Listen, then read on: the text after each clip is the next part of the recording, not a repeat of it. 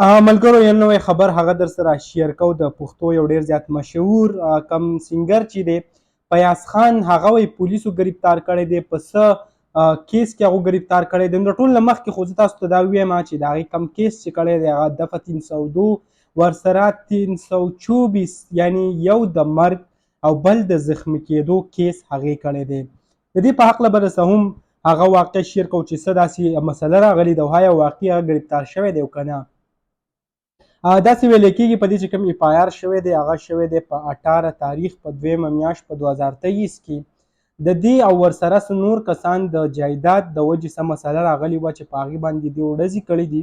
د هغې په نتیجه کې د دې یو کس هغه ویشت دی داسې ویلی کېږي او یو هغه زخمی کړی شوی دی. د هغې نه پس پولیسو په دې باندې اف آی آر درج کړی دی، ځای په ځای په دې باندې چاپې وهلی کېږي.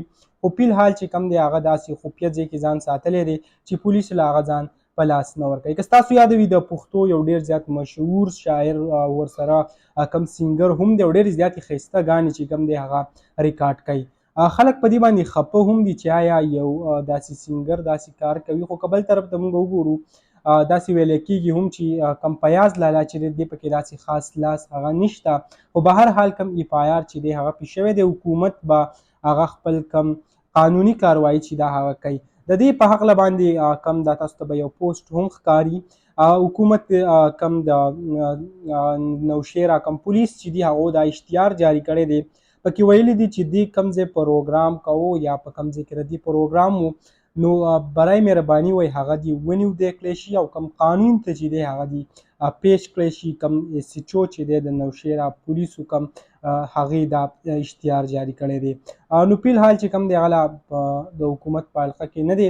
زیاتر خلک دا پوسټونه کوي چې آیا حکومت هغه گرفتار کړی دی. نو تاسو ټولو سره بیا شریک کړم چې تر اوسه پورې هغه پولیسو یا څه هغه گرفتاري چې د هغه په مخې کې نه ده راغلې. دغه لنډه شان ویډیو به تاسو سره شریک کړه. انشاءالله بلې ویډیو کې به ملاویږو. الله حافظ.